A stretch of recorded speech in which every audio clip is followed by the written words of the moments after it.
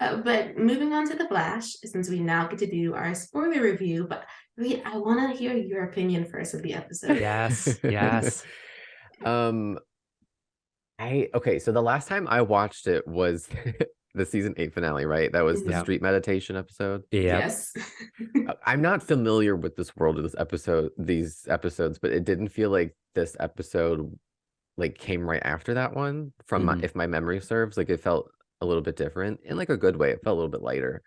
Um, but yeah, I had fun with it. I liked that Iris is in it a lot more Mhm. than the last time I saw.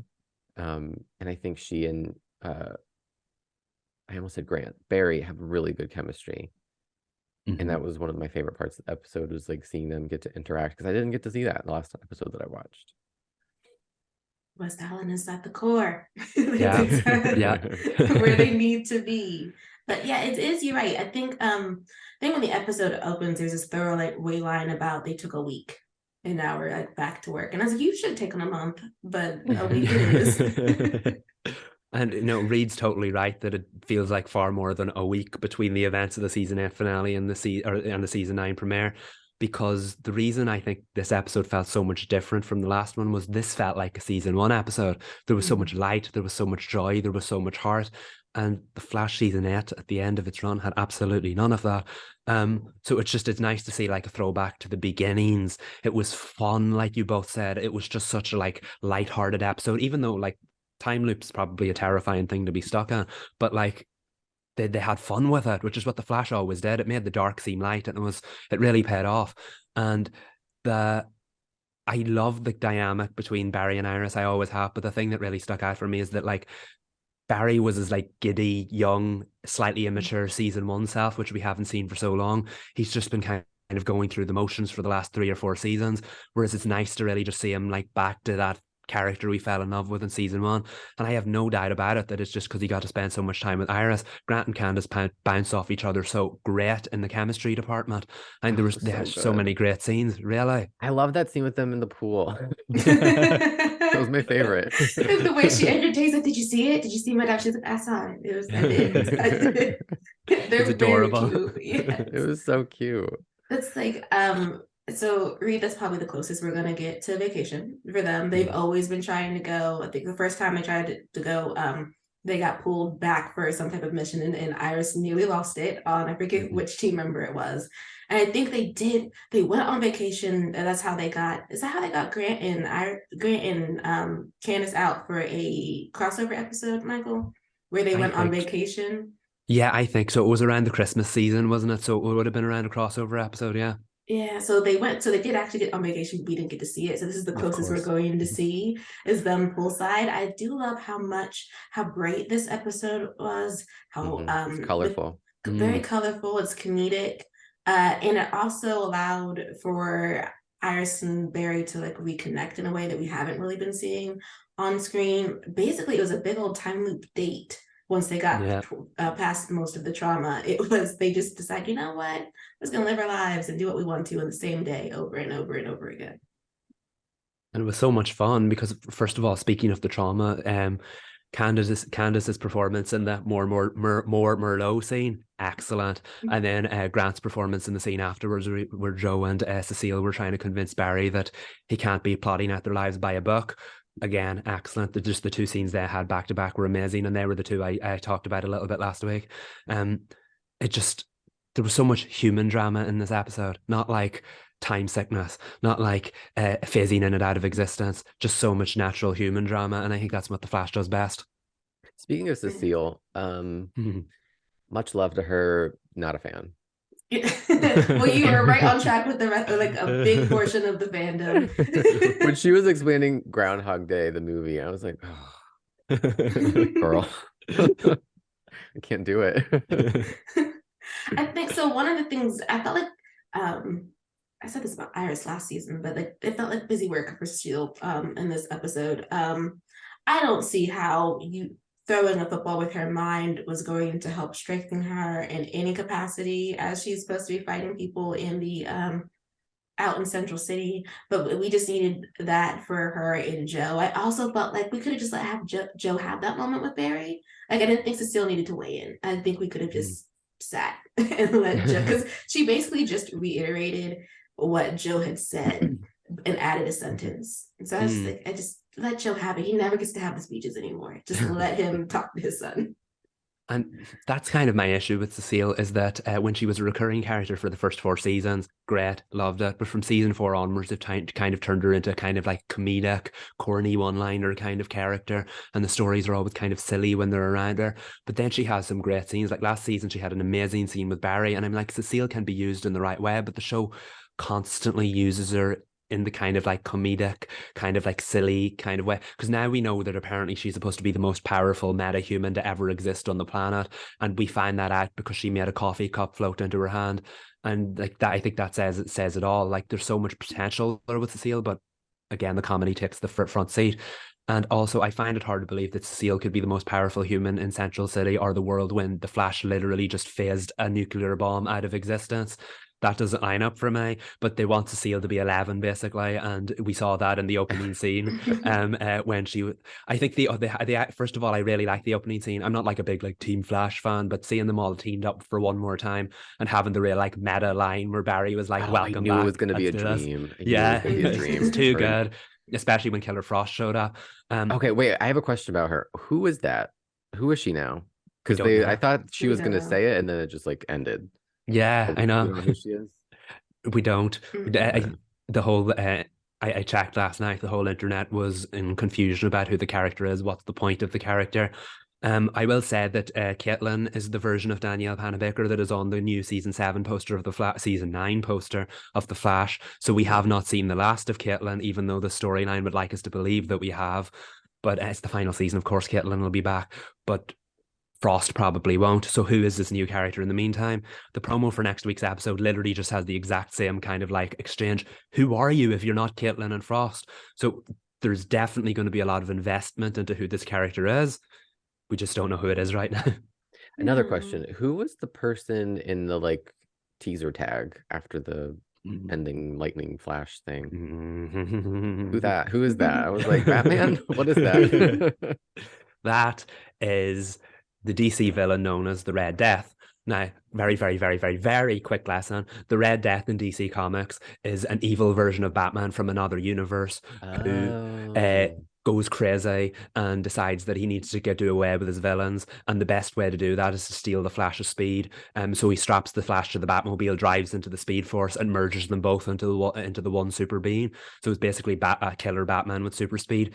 In this universe, however, we know for a fact that the Red Death will be played by Javicia Leslie, and it is instead a corrupt version of Batwoman. And we also know that somewhere later down the line, I think the actual Ryan Wilder Batwoman will show up to help Barry take her down. So that's very exciting. We know that there are going to be an army of new rogues this season, and the new Captain Boomerang, who we met in this episode, is one of them. But it seems like they could all, or at least Boomerang, will be working for the Red Death. So I think that's going to be the storyline in the first half of the season, and I'm really excited to see where it goes because more Batwoman is always a good thing. Yes, super exciting. Though I will have to say, Rogue is the new next level up. Like I really do think that's coming because they said it in this episode. It was in the promo. I think Barry was telling Chilblain not to go rogue or something, which I don't want to see Chilblain either. I want to stay in the bubble of West-Allen for a bit. I mean, I know that Candace had said the first 2 episodes are really West-Allen heavy, so I expect that Barry and Iris's baby moon is going to carry into episode 2, even as they try to figure out who this new version of not Caitlin is and whatever is going on with Chilblain. I just don't want to be removed from the amazingness that was this premiere to be dropped back into the same old. I really don't, especially if we're going to be doing the baby moon where it's going to take over the majority of the season as they find their way back to where they want to be, because the trauma response this episode, classic Barry.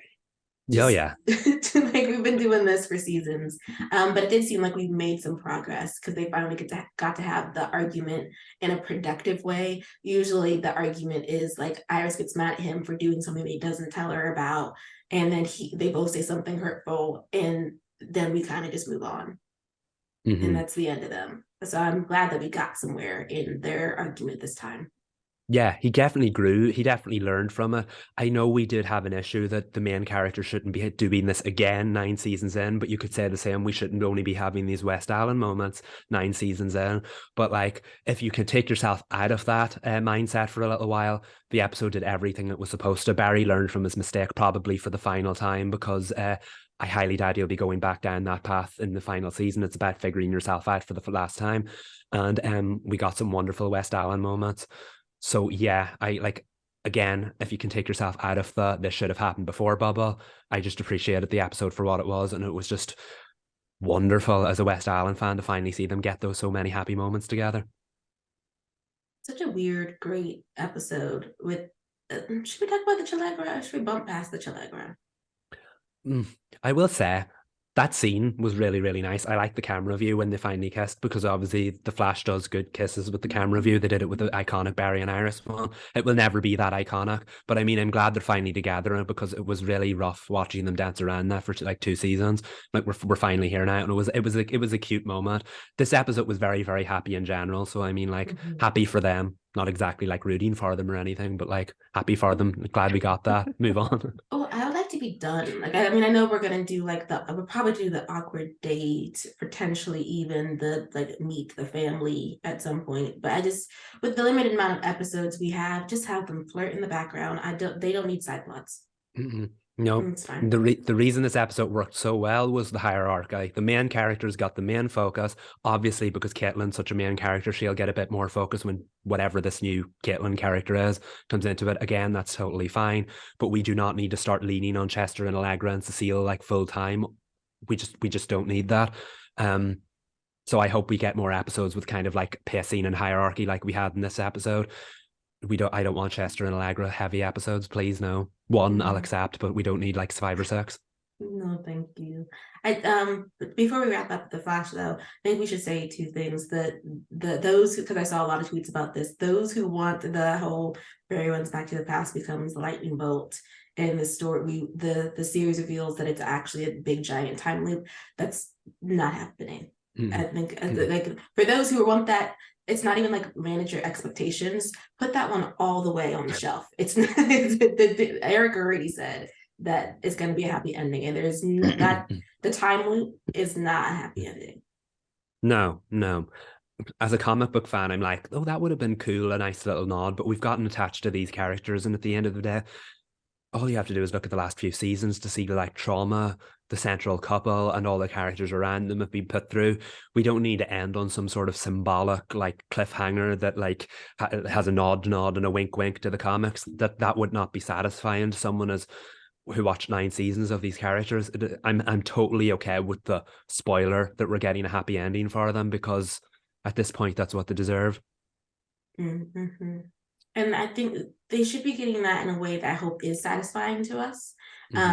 I know that the showrunner said that, but I think what he finds satisfying and what the fandom finds satisfying, especially West-Allen shippers, tends to be night and day. So we'll see what the happy ending is.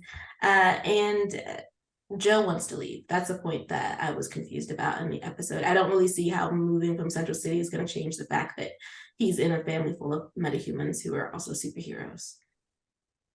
Yeah, I didn't get that either, because at the end of the day, they're still going to be in Central City doing their thing. Like, he's not asking Barry to pack up and leave, because he'd just be the Flash somewhere else.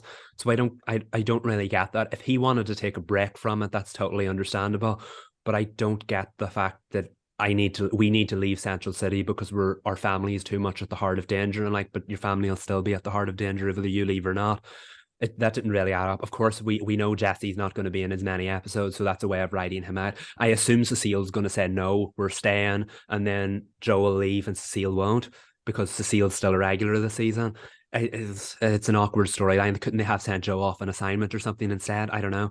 But it feels like we're going to get about 2 or 3 episodes of Joe wrestling over this. We'll not see him for the rest of the season, and then he'll return in the penultimate one. It was like, I was wrong. You need me here. I'm never leaving again. Probably. I also wonder, I mean, it's not this type of show, but like the drama of him taking the baby with him since she wants to Mm. stay in Central City. I mean, they probably wouldn't do that, but it would give Cecile an out, because if Joe's gone and their daughter is still in the house, Cecile can't just go crime fighting Yeah. the rest of the night. So she would, unless they're gonna do cute babysitting episodes, which no thank you. I mean, it would give them an excuse not to have baby Jenna on screen, because we haven't seen that child in who knows how long. But Eric made a comment in one of the interviews that suggests, as far as Watch the Space go, that we might see baby Jenna. So it would be hilarious if it was just Joe leaving with the baby and like, oh, finally we get to see her. But I mean, like, I wouldn't put it past them at this point. But I know Cecile needs to go out in the field to prove that she's the most powerful metahuman. So I feel like that would give them that out as far as that goes. She's excited about being a superhero now, so I do think that'll cause conflict with Joe, who wants to leave Central City. Well, I think so too. So it'll be interesting to see what they do with those 5 episodes that Jesse has. If they do anything of note, I hope so. But with the Flash, you never quite know.